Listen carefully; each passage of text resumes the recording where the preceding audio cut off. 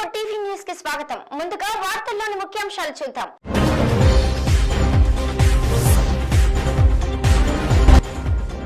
ఈశాన్య రాష్ట్రాలతో ప్రధాని మోదీ వీడియో కాన్ఫరెన్స్.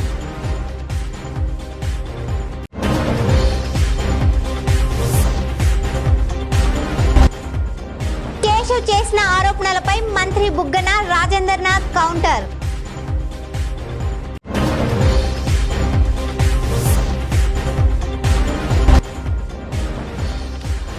దళితులపై దాడులకేనా జగన్ అధికారంలోకి వచ్చింది?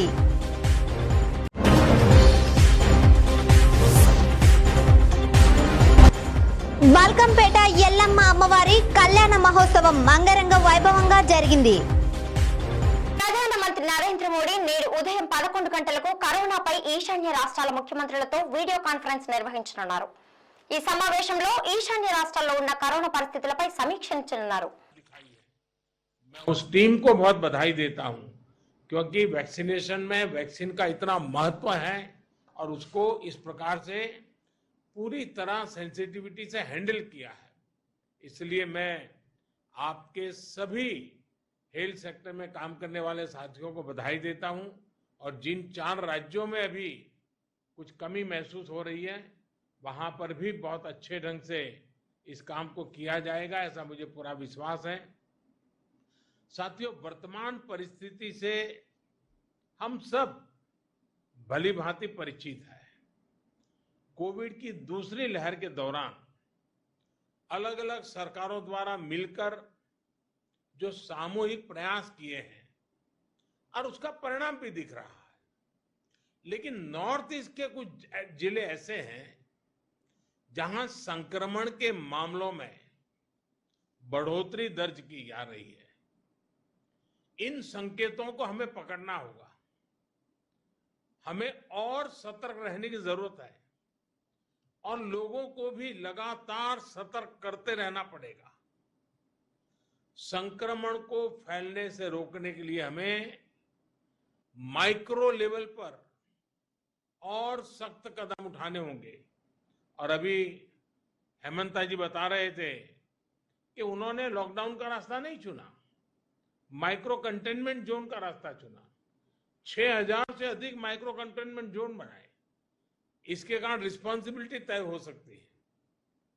उस माइक्रो कंटेनमेंट के जोन का जो इंचार्ज होगा उसे पूछ सकते भाई कैसे गड़बड़ हुआ, क्यों नहीं हुआ, कैसे अच्छा हुआ। इसलिए जितना जोर माइक्रो कंटेनमेंट जोन पर हम लगाएंगे, हम ఏపీ ఆర్థిక శాఖలో లెక్కలపై పీఎస్సీ చైర్మన్ పయ్యావుల కేశవ్ చేసిన ఆరోపణలపై మంత్రి బుగ్గన రాజేంద్రనాథ్ కౌంటర్ ఇచ్చారు. 41,000 కోట్ల రూపాయలకు పూర్తి లెక్కలున్నాయని స్పష్టం చేశారు. బిల్లులు లేకుండా డబ్బులు చెల్లించారన్నది అవాస్తవమని తెలిపారు. పేమెంట్ ఇస్ ద నర్వ్ సెంటరా? ఇంచుమించు మనకు వెన్నెముక మాదిరి పేమెంట్ ప్రభుత్వానికి. సిఎఫ్ఎంఎస్ సిస్టమ్ ద్వారా పెట్టి ఎవరి చేతుల్లో పెట్టినారండి? సిఇఓ ఎవరప్పుడు? ఒక ప్రైవేట్ వ్యక్తి. ప్రభుత్వ ఉద్యోగి కాదే. ఒక ప్రైవేట్ వ్యక్తిని తెచ్చి సీఈఓగా పెట్టినది పాత ప్రభుత్వం. ఎస్ఏపి సొంతం డెవలప్ చేసుకోకుండా ఎస్ఏపి వాళ్లకు ఇంట్రెస్ట్ చేసినారు. ఈ సిఎఫ్ఎంఎస్ నడిపే విధానము, దానికి సంబంధించిన సాఫ్ట్వేరు ఎక్సెట్రా. అంటే ప్రభుత్వానికి సంబంధించిన టోటల్ వెన్నెముకను తీసుకొని పోయి ఎస్ఏపి ద్వారా, ఎస్ఏపి ఈజ్ అ ఈఆర్పి, కానీ ఆ ఈఆర్పి ప్యాకేజ్ వాడాలన్నా స్టేటే ఒకటి రోబస్ట్ ప్యాకేజ్ డెవలప్ చేసుకోవాలన్నా అనేది ఒక ప్రశ్న. రాష్ట్రం జనరల్గా రోబస్ట్ ప్యాకేజ్ సొంతం డెవలప్ చేసుకుంటుంది, కానీ వీళ్ళు పోయి ఎస్ఏపికి ఇచ్చినారు. హ్యూజ్ రేట్ 300 చిల్లర కోట్లు ఇచ్చి ఎవరి చేతుల్లో పెట్టినారు? ఒక ప్రైవేట్ వ్యక్తి who's not even government employee. పెట్టిన తర్వాత 2019కి ఒక సంవత్సరం రోజులు డెవలప్ అయ్యి కానీ సిస్టమ్ వదిలిపెట్టిపోయినారు. డెవలప్ అయ్యి కానీ సిస్టమ్ను మనం కనుక్కొని దాంట్లో లొసుగులు కొనుక్కొని దాన్ని రెక్టిఫై చేసుకుంటూ స్టెప్ బై స్టెప్ చేసుకుంటూ వస్తుంటే 2 సంవత్సరాల తర్వాత ఇంకా కూడా 1 సంవత్సరం టైం మిగిలిందని చెప్పి ఇంకా సంవత్సరం పడుతుందనేది మనకు తెలుస్తుంది ఈరోజు. ఉదాహరణకు ఏ పేమెంట్ అయినా కానీ ఇంతకుముందు సబ్ ట్రెజరీ పోయి సబ్ ట్రెజరీ ఆఫీసరు అథెంటికేషన్ చేసిన తర్వాత పేమెంట్ జరగాలి. ఇప్పుడు కంప్యూటర్ ద్వారా పోతుంది కాబట్టి ఆటోమేటిక్గా ఆథరైజేషన్ అనేది ఫర్ వేరియస్ ఫంక్షన్స్ ఎన్నో పనులకు ఆథరైజేషన్ అనేది ప్యాకేజీలో ప్రోగ్రాంలో భాగంగా ఉండాలి, అది లేదు. ఇట్లా ఒకటి కాదు, ఎన్నో ఉన్నాయి. ఈరోజు దాదాపు కొంతవరకు ఇంతకుముందు చాలామంది కంప్లైంట్స్ చెప్పేవాళ్ళు, మాకు శాలరీ రాలేదు, మాకు అది రాలేదు, మాకు ఇది రాలేదు. ఇవన్నీ ఎందుకు? Because there is a deficiency in the package which we're rectifying. ఎవరు స్టార్ట్ చేసిండేది ఇదంతా? గత ప్రభుత్వం. వాళ్ళు అసలు చూసుకున్నట్లేరు ఎందుకనేది. ఇప్పుడు 41,000 కోట్లకు ఉదాహరణకు నేను చెప్తాను ఏ విధంగా అది అకౌంట్ ఫర్ అవుతుందో. ఒకటి, funds transfer to PD accounts and left unutilised were lapsed. ఎన్నవి? 15 బిల్లులు అయితే 10,895 కోట్లు. అంటే దయచేసి కొంచెం అక్కడ మాట్లాడొద్దని చెప్పండి అమ్మ వాళ్ళకు, దయచేసి సైలెంట్గా ఉండమనండి. ప్రెస్ వాళ్ళందరికీ అర్థం కావాలి కదా. ఇదంతా technical subject, financial subject, figures. దయచేసి సైలెంట్గా ఉండమనండి. 15 బిల్లులు 10,895 కోట్లు 2021. అంటే what is this? What is PD account? Personal depository account. ఇది అంటే ఒక పర్టికులర్ కార్యక్రమానికి సంబంధించి ఒక పీడీ అకౌంట్ ఓపెన్ చేస్తారు. ఆ పీడీ అకౌంట్లో అంటే ఇప్పుడు ఉదాహరణకు మనకు సెంట్రల్ స్కీమ్ ఉంటుంది, ఎన్ఆర్ఈజిఎస్ ఉంటుంది. ఎన్ఆర్ఈజిఎస్కు ఒక పీడీ అకౌంట్ ఉంటుందన్నమాట. ఆ అకౌంట్లో బడ్జెట్ ఏదైతే రిలీజ్ చేస్తామో మార్చ్ 31 నాటికి ఒకవేళ మనం వాడకుంటే డబ్బులు, వాడని డబ్బులు వాపస్ మళ్ళీ కన్సాలిడేటెడ్ ఫండ్కు పోతుందన్నమాట. సో ఆ ట్రాన్స్ఫర్ జరుగుతుంది. ఇంతకు ముందు ఎట్లుండేది? ఇది బ్యాంకులో డబ్బులు పెట్టేవాళ్ళు, బ్యాంకు నుంచి మళ్ళా త్రూ ట్రెజరీ అథెంటికేషన్ వాపస్ పోయేది. But that was the TDS system. ఇప్పుడు అంత ఎలక్ట్రానిక్ మూమెంట్ ఉంది. కాకపోతే ఆ ఎలక్ట్రానిక్ మూమెంట్ జరిగేటప్పుడు ఆటోమేటిక్గా క్యాప్చర్ కావాలి. ఆ క్యాప్చర్ అయ్యే ప్రోగ్రామ్ ఈజ్ ల్యాకింగ్. అందుకని 15 బిల్లులు 10,895 కోట్లు 2021 సంవత్సరంలో ఆ 41,000లో ఇదొక భాగం. పోనీ దళితులపై దాడులకైనా జగన్ అధికారంలోకి వచ్చింది. అధికార ప్రతినిధి mecha Anand Sagar press meet. ఈ దగా మోసం రెడ్డి ముఖ్యమంత్రి అయిన మరుక్షణం నుండి దళితులను టార్గెట్ చేసి దళిత వాడల్లో, దళిత బతుకుల్లో శాంతి భద్రతలు లేకుండా చేసి అనుక్షణం వాళ్ళు భయంగా ప్రాణాలు గుప్పుట్లో పెట్టి బ్రతికే విధంగా చేసుకుంటా ఈ పరిపాలన వస్తా ఉంది. ఎవరైనా ప్రశ్నిస్తుంటే ఆ ప్రశ్నించే గొంతును కత్తిరించేస్తున్నారు. దేశద్రోహం నేరం కింద జైల్లో పెడుతున్నారు. లేదంటే ఇంకో కుట్రపూరితమైనటువంటి కేసును బనాయించి వేధిస్తున్నారు. ఈ వివక్షాపూరితమైనటువంటి పరిపాలనతో ఈ రాష్ట్రంలో దళితులు బ్రతకలేనటువంటి పరిస్థితి ఏర్పడింది. దాదాపు ఇప్పటి వరకు 670 పైచిలకు అత్యాచారాలు, అఘాయిత్యాలు ఈ 2 సంవత్సరాల కాలంలో దళితుల పైన, దళిత మహిళల పైన జరిగాయి. ఏ ఒక్క దాడిపైన సమగ్రమైనటువంటి విచారణ కానీ, కేసు కానీ, శిక్ష కానీ, కనీసం ముఖ్యమంత్రి ఒక ప్రెస్ మీట్ పెట్టి స్పందించినటువంటి దాఖలాలు కానీ ఇప్పటి వరకు లేవు. అందుకే ఈ ముఖ్యమంత్రిని, ఈ దగా మోసం రెడ్డిని ఈ రాష్ట్రంలో ఉన్నటువంటి 1 కోటి మంది దళిత గొంతుకుగా, 1 కోటి దళిత గొంతుగా నేను ఒకే ఒక ప్రశ్న డిమాండ్ చేస్తా ఉన్నా. మీరు మాకు మా బతుకులకు భద్రత ఇవ్వక్కర్లేదు, శాంతి భద్రతలు ఇవ్వక్కర్లేదు, మాకు ఈ రాష్ట్రంలో బ్రతకగలమనే మనోధైర్యం కూడా ఇవ్వక్కర్లేదు, మీ సెంటు పట్టాలు కూడా మాకు వద్దు, మీరు అమ్మఒడిలో వేసే మీ ఎంగిలి వెతుకులు కూడా మాకు వద్దు. మా ప్రాణాలను మేము రక్షించుకోవడానికి, మా ప్రాణాలను మేము కాపాడుకోవడానికి, మా మహిళామ తల్లుల యొక్క మాన ప్రాణాలను సంరక్షించుకోవడానికి మాకు తుపాకులు కావాలి. ఇది ఈ రాష్ట్రంలో ఉన్నటువంటి 1 కోటి మంది దళితుల డిమాండ్. ఇది ఈ వైసీపీ పాలనలో, ఈ ముఖ్యమంత్రి పదఘట్టంలో నలిగిపోతున్నటువంటి దళిత జాతి రక్షణ కోసం తక్షణం కేంద్ర ప్రభుత్వం జోక్యం చేసుకుని ఈ రాష్ట్రంలో ఉన్నటువంటి 1 కోటి మంది దళితులకు తుపాకులు ఇవ్వాలని డిమాండ్ చేస్తా ఉంది దళిత జాతి. ఈవేళ ఎవరికి కావాలి మీ అరకొర అమ్మఒడి నిధులు, సెంటు పట్ట పథకాలు? ఇవన్నీ దళితుల్ని వంచడానికి చేస్తున్నటువంటి జిమ్మిక్కులు, సర్కసులు. మేనమామలని చెప్పి మీరు ఎగతాళి చేశారా? అపహాస్యం చేశారా? బంధుత్వం కలుపుకున్నారా? నిజంగా మా బంధువు అయితే మా బ్రతుకులు ఈ విధంగా మారుస్తావా? వల్కంపేట ఎల్లమ్మ అమ్మవారి కళ్యాణ మహోత్సవం అంగరంగ వైభవంగా జరుగుతుంది. మంత్రులు ఇంద్రకరణ్ రెడ్డి, తలసాని శ్రీనివాస్ యాదవ్ కలిసి ప్రభుత్వం తరపున అమ్మవారికి పట్టు వస్త్రాలు సమర్పించారు. కోవిడ్ నిబంధనలకు అనుగుణంగా కళ్యాణ వేడుక నిర్వహిస్తున్నారు. సృష్టిలో అది ఒక గొప్ప విషయం.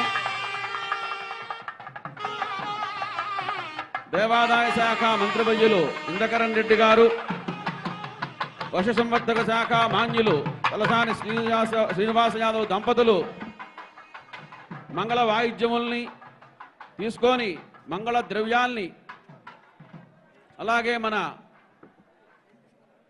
నగర మేయర్ గారు, ఇంకా దేవాదాయ శాఖ కమిషనర్ గారు, అనేక మంది భక్తులతో కలిసి ఇప్పుడే అమ్మవారి యొక్క కళ్యాణ మండపంలోకి మంగళ ద్రవ్యములతో, నూతన వస్త్రములతో, సీనాంబరములు తీసుకొని, ప్రత్యేకమైనటువంటి ముత్యాల తలంబరాలు తీసుకొని,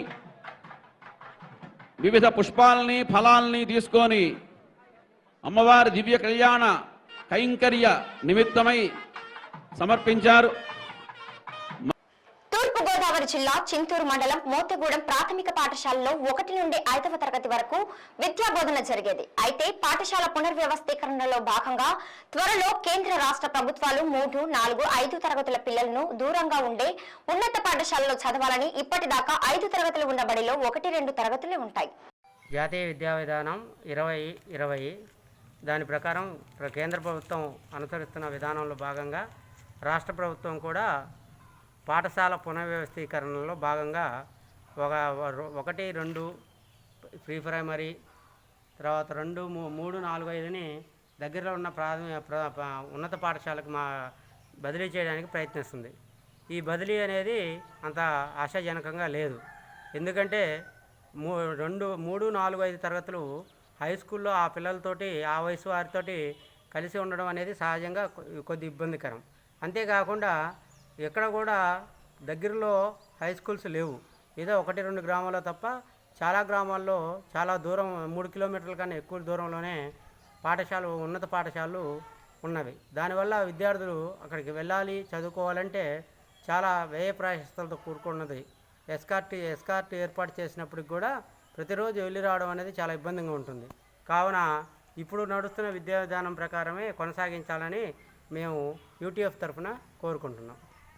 కృష్ణా జిల్లా నందిగామ నియోజకవర్గం వీరులపాడు మండలంలో తమ సమస్యలను పరిష్కరించాలని కోరుతూ వీరులపాడు తహసీల్దార్కు వినతి పత్రం సమర్పించిన అనంతరం తహసీల్దార్ కార్యాలయం ఎదుట ఆందోళన నిర్వహిస్తున్న గ్రామ రెవెన్యూ సహాయకులు. ఎర్రలపాడు మండలం తహసీల్దార్ ఎదుట మేము ఆఫీసు ఎదుట మేము చెంటు వేసుకొని కూర్చున్నాం. ఎందుకు కూర్చున్నాం అంటే 2017లో మేము ధర్నా చేసినప్పుడు సీఎం గారు, నేను సీఎంనైతే నాకు 15 ఏళ్ళు ఇస్తామని వాగ్దానం చేసిండు. మేము ఇప్పుడు వరకు గెలిచి 2 సంవత్సరాలనరైనా కూడా మాకు ఇంతవరకు చందన ఇయ్యలేదు, మాకు ఇంతవరకు ఏమీ చేయలేదు. అందుకని మేము ఈనాడు ఈర్లపాడు మండలానికి ఎదురుగా మేము చెంటు వేసుకొని కూర్చున్నాం. మేము రాష్ట్రం మొత్తం మీద మేము చేస్తున్నాం మరి మాకు చందన ఇచ్చడని సీఎం గారిని కోరుకుంటున్నాం. మాకు చచ్చిపోయిన వాళ్ళు నౌకర్లు చచ్చిపోయిన వాళ్ళు ఖాళీలు పోస్టులు ఇవ్వాలని మేము అడుగుతున్నాం. మాకు దయచేయమని అడుగుతున్నాం ముఖ్యమంత్రి గారిని. మరి మాకు సహాయం చేస్తారని మేము అడుగుతున్నాం. మేము దేని స్థితిలో ఉన్నాం, మమ్మల్ని గుర్తించట్లేదు. ఇంకా మమ్మల్ని గుర్తించదని మేము అడుగుతున్నాం. ఇంకా మాకు డియా బిల్లులు కనుక పెంచలేదు. మేము 2 సంవత్సరాలన్నర అయినా కూడా మాకు 6 నెలలకు ఒకసారి 300 రూపాయలు మాకు జీతంలో గడిచిపోయాయి. మాకు ఇంతవరకు 2 సంవత్సరాలన్నర అయినా కూడా మాకు డిఏ బిల్లులు కానీ ఏమి ఇవ్వలేదు. మమ్మల్ని ఆ జీతంతో ఉంచుతుండు. మాకు కావాలని మేము గెలిచి ఇన్ని సంవత్సరాలైనా అందరికీ చేస్తుండే కానీ మాకు చేయట్లేదని మేము సీఎం గారిని అడుగుతా అనుమతి తీసుకుంటున్నాం. ఆయన దైవాధీనం అని దేవుని కోరుకుంటున్నాం. ఇంతటితోటి ఎర్లపాడు మండలం సంఘము మాట్లాడుతున్నాం. ఎదురుగా ఈ ఏరియాలో ధర్నా దానికి మేము 2017లో మన ముఖ్యమంత్రి మన జగన్మోహన్ రెడ్డి గారిని కలిసాం. ఆ రోజు ఆయన మీకు 15,000 రూపాయలు జీతం పెంచుతానన్నారు. ఇంతవరకు దానికి అతిగతి లేదు. దానివల్ల మేము ధర్నా చేస్తున్నాం. తర్వాత ఈఆర్ఏల నుంచి ఈఆర్ఓలు పోస్టులు ఇస్తానండు.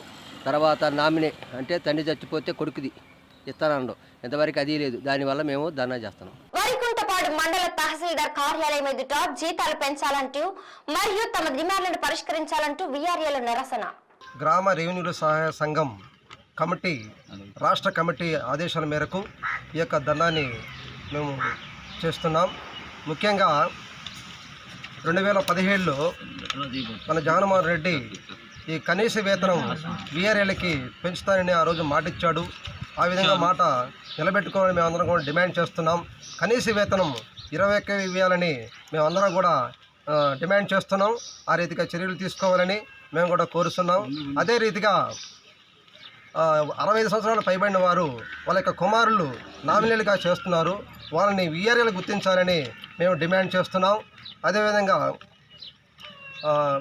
ఈ యొక్క ధర్నా 12, 13 ఈ 12, 13, 14 ఈ 3 దినాల ధర్నాల్లో అందరి వీఆర్ఏలు కలిసి ఐక్యతంగా పోరాడాలని మన యొక్క డిమాండ్స్ని ప్రభుత్వాన్ని తెలియపరచాలని మేము డిమాండ్ చేస్తున్నాం. ప్రతి ఒక్కరు కూడా ఈ యొక్క ధర్నాలో పాల్గొని విజయవంతంగా చేయాలని కోరుచున్నాం. నా పేరు బాలు, గ్రామ రెవెన్యూ సహాయకుల సంఘం జిల్లా మీడియా సెక్రటరీగా పనిచేస్తున్నా. ఈరోజు ముఖ్యంగా సిఐటియు మరియు గ్రామ రెవెన్యూ సహాయకుల సంఘం రాష్ట్ర నాయకుల పిలుపు మేరకు వరికుంటపాడు మండలాల స్థాయిగా నిరసన కార్యక్రమాలు చేపట్టమని రాష్ట్ర నాయకుల పిలుపు మేరకు మండలాల్లో 12, 13, 14 తేదీల్లో మండలాల్లో నిరసన కార్యక్రమాలు, అదేవిధంగా ఆర్డీఓ కార్యాలయాల్లో పొందేటువంటి అవకాశం లేకుండా ఉంది. కాబట్టి ప్రభుత్వాలు మా యొక్క విజ్ఞప్తిని ఆలోచించి మా ఉపాధి హామీ పనులు కూడా చేసేటువంటి పరిస్థితి లేదు. కాబట్టి నామకే వస్తుగా రేషన్ కార్డు తప్ప సంక్షేమ పథకాలు అలాంటివి లేవు. ఇటీవల ఇల్లు లేని వారికి నిరుపేదలకు ఇల్లులు కట్టిస్తున్నటువంటి ప్రభుత్వాలు కనీసం వీఆర్ఏలను కూడా గమనించకుండా వాటి స్థలాలు కూడా కేటాయించలేనటువంటి పరిస్థితి. అదేవిధంగా వ్యవసాయం చేసుకోవడానికి భూమి కూడా లేని పరిస్థితిలో ఉన్నటువంటి మా వీఆర్ఏలు వాళ్ళకు కూడా కనీసం ఒక్కొక్కరికి 2 ఎకరాల చొప్పున ఈ భూమిని కూడా కల్పించాలని చెప్పేసి ప్రభుత్వాన్ని డిమాండ్ చేస్తూ ఈ యొక్క కార్యక్రమాలని ఇంకా ముందు కార్యాచరణలో మా యొక్క డిమాండ్లు తీరేంత వరకు మా యొక్క రాష్ట్ర కార్యవర్గ పిలుపు మేరకు ఇంకా విస్తృతపరిచి ఇంకా కార్యక్రమాలని విస్తృతంగా చేసి మా యొక్క వేతనాలని నామినీలుగా పనిచేస్తున్నటువంటి వారిని వీఆర్ఏలుగా నియమించాలని చెప్పి, అర్హులైనటువంటి వారికి ప్రమోషన్లు కూడా కల్పించాలని చెప్పి, ఇల్లు లేని నిరుపేదలకి ఇళ్ల స్థలాలు కూడా కేటాయించి ప్రభుత్వం పనిచేస్తున్నటువంటి ప్రభుత్వం పథకాలన్నింటిలో కూడా గ్రామ రెవెన్యూ సహాయకుల్ని భాగస్వామ్యాలను చేసి, అదేవిధంగా ఈ యొక్క సంక్షేమ పథకాలు ఈ రెవెన్యూ సహాయకులకు కూడా వర్తింపు చేసేలా ప్రభుత్వాన్ని డిమాండ్ చేస్తున్నాం. గురజాల గ్రామంలో దళితులపై అట్రాసిటీకి పాల్పడిన నిందితులను వెంటనే అరెస్ట్ చేసి తమకు రక్షణ కల్పించాలని గురజాల గ్రామం దళితులు ఆందోళన చేస్తూనే ఉన్నారు.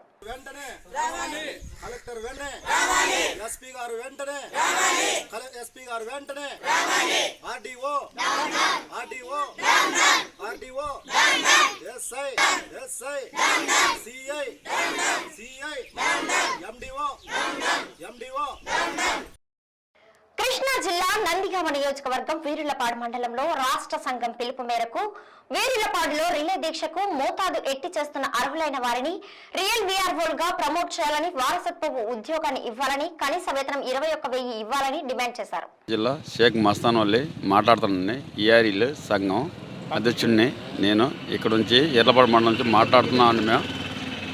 మాకు ఈఆర్ఎల్ సంఘం నుంచి సీఎం గారు మాకు ఇచ్చిన వాగ్దానాలు నెరవేరాలని కోరుతున్నా. మా మాట ఇచ్చిన మాటకి చేయలేదని మేము ధర్నా కూకున్నాం. ధర్నాలో కూకున్న చూసి సీఎం గారు మా సంధానాన్ని సంధిస్తారని కోరుతున్నాం. మా కోరికలని ఖాళీ పోస్టులను భర్తీ చేసి అటెండర్లు చేసి ఈఆర్ఎల్కి ఈఆర్ఓ చేసి అని మాట ఇచ్చిన వాగ్దానాలు నెరవేరాలని మేము ధర్నా చేస్తున్నాం. రెవెన్యూ సహాయకులకు నేతనం అనమాట 21,000 ఇస్తానని ఆ రోజు చెప్పాడు. ముఖ్యమంత్రి హామీ నిలబెట్టుకోవాలని ప్రస్తుతం గౌరవ ముఖ్యమంత్రి వైఎస్ఆర్ జగన్మోహన్ రెడ్డి గారు 2017 మార్చి 24వ అలంకార్ సెంటర్లో ఈఆర్ఏల అందరికీ ఈఆర్ఏలకు కనీసం వేతనం ప్రస్తుతంగా హామీ ఇచ్చి ఉన్నారు. వైఎస్ఆర్ ప్రభుత్వం అధికారంలోకి వచ్చి 2 సంవత్సరాలు అయినా ఇంతవరకు దాని గురించి ఊసీ లేదు, ఏమీ లేదు. ముఖ్యమంత్రి గారి సహాయం అమలుకు చర్యలకు మేము చేపట్టిన రెవెన్యూ. కృష్ణా జిల్లా ఎస్పీగా సిద్ధార్థ కౌశల్ బాధ్యతలు స్వీకరించారు. జిల్లా పోలీసు కార్యాలయంలో సాయుధ గార్డుల గౌరవ వందనం స్వీకరించిన అనంతరం బాధ్యతలు చేపట్టిన ఆయనను పలువురు పోలీసు అధికారులు మర్యాదపూర్వకంగా కలిశారు.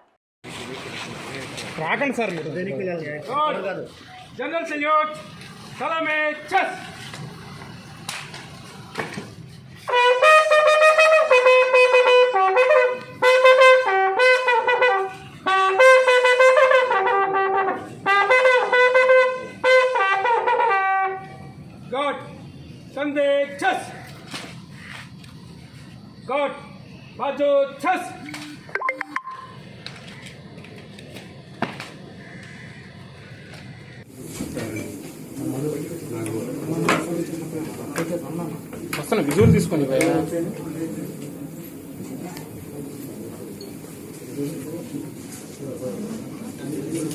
వీఆర్ఏలకు నెలకు 21,000 వేతనం ఇవ్వాలని, నామినీలను వీఆర్ఏలుగా నియమించాలని ఏపీ గ్రామ రెవెన్యూ సహాయకుల సంఘం ఆధ్వర్యంలో రాష్ట్ర వ్యాప్తంగా చేపట్టిన ధర్నా. రాష్ట్ర కార్యదర్శిగా రాష్ట్రీయ సిఆర్ఓ సంఘం నిర్మించండి, మాకు పిలుపు వచ్చిందండి. మాకు ధర్నా 3 రోజులు ఇవ్వమని ఇంతకుముందు జగన్ సీఎం గారికి మేము వినతి పత్రం ఒకటి ఇచ్చామండి. మాకు జీతాలు పెంచడానికి సీఎం గారు వచ్చి మాకు హామీ కూడా ఇచ్చారు. జీతాలు మీకు తప్పకుండా మీకు పెంచుతాం, 20,000 వరకు మీ జీతం నేను చేస్తాను ఈఆర్ఎల్కి అని ఒక హామీ ఇచ్చారని.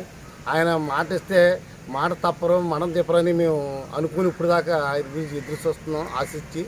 ఇది మాకు వెంటనే మా డిమాండ్ వెంటనే ఆయన ఆమోదించి మా జీతాలు, మా పిల్లల్ని, మా భార్యాభర్తలని, మా కుటుంబాన్ని కాపాడతారని జీతాలు పెంచి ఆయన ఆశిస్తున్నాను. నామినీ ఈఆర్ఐల కింద ఉన్న వాళ్ళు కూడా పర్మనెంట్గా మాకు చెప్పి ఆయన ఆదేశాలు ఇచ్చి పర్మనెంట్ చేయమని కోరుతున్నామండి. రెండో డిమాండ్. నమస్తే అండి, నా పేరు కండగల రావుబాబు, రాయవరం మండలం ఈఆర్ఏ పేషెంట్ అండి.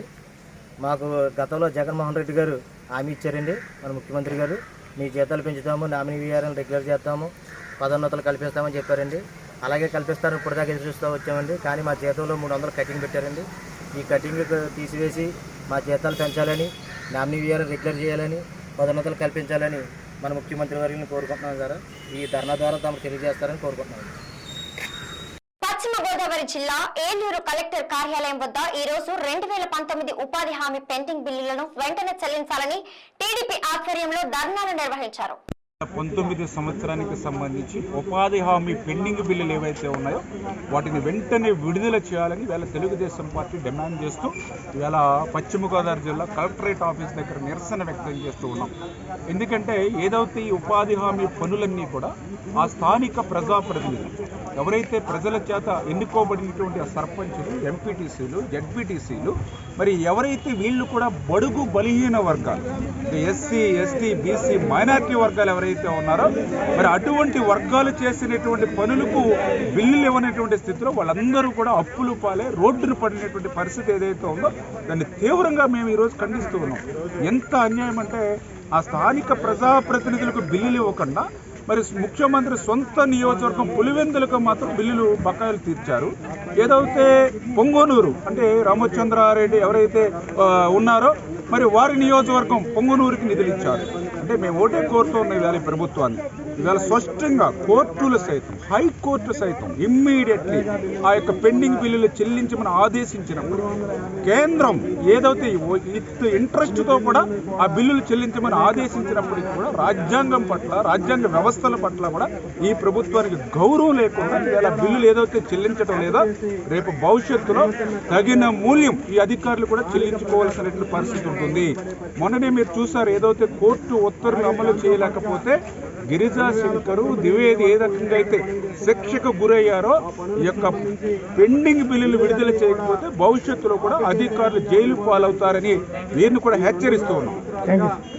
పశ్చిమ గోదావరి జిల్లా దెందులూరు నియోజకవర్గం ఏలూరు రూరల్ మండలం కొల్లేరు లంక గ్రామాలైన కోటేశ్వర దుర్గాపురం నుండి మాధవాపురం, గుడివాక లంక, పత్తికోళ్ల లంక మీదుగా పైడి చింతపాడు వరకు నిర్మించబడనున్న రోడ్డు మార్గాన్ని ఆర్ఎండ్బి అధికారులతో కలిసి ఎమ్మెల్యే కొటారి అబ్బయ్య చౌదరి పరిశీలించారు.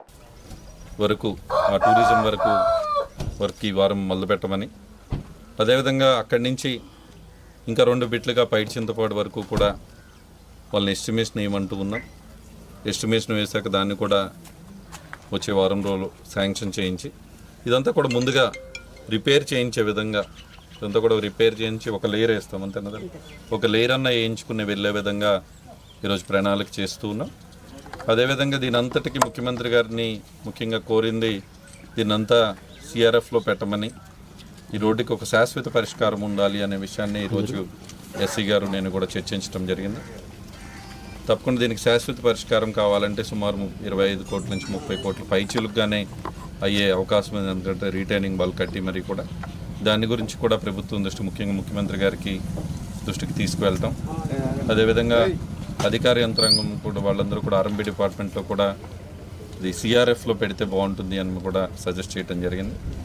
దీనికి ఆ ఎస్టిమేషన్ కూడా తీసుకుని తప్పకుండా ఆర్ఎండ్బి డిపార్ట్మెంట్తో ముఖ్యమంత్రి గారితో చర్చించి దీనికి ఒక శాశ్వత పరిష్కారం వచ్చే విధంగా కృషి చేస్తాము అని చెప్పి తప్పకుండా ఈరోజు కొల్లేరు ప్రాంత ప్రజలందరూ ఇబ్బంది పడుతూ ఉన్నారు ఈ రోడ్డు వలన. ఇప్పటికే ఏలూరు కైకులూరు రోడ్డు మన ప్రభుత్వం వచ్చాక చేయిస్తూ ఉన్నాం. ఈ రోడ్డు కూడా తప్పకుండా కొంచెం ఓపిక పట్టండి, తప్పకుండా ఈ పనులు కూడా త్వరలో ప్రారంభించి ప్రజలకు ఇబ్బందికరంగా లేకుండా ఈ రోడ్డుని చేసే విధంగా కృషి చేస్తామని తెలియజేస్తాం. వార్తలు ముగించే ముందు ముఖ్యాంశాలు మరోసారి.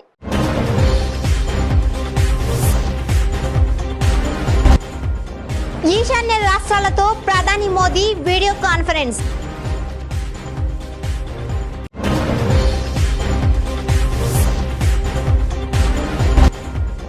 కేశవ్ చేసిన ఆరోపణలపై మంత్రి బుగ్గన రాజేంద్రనాథ్ కౌంటర్.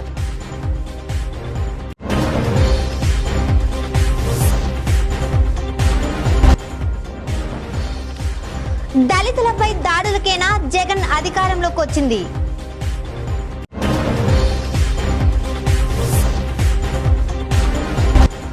బల్కంపేట ఎల్లమ్మ అమ్మవారి కళ్యాణ మహోత్సవం అంగరంగ వైభవంగా జరిగింది. ఈ వార్తలు ఇంతటితో సమాప్తం. నమస్కారం.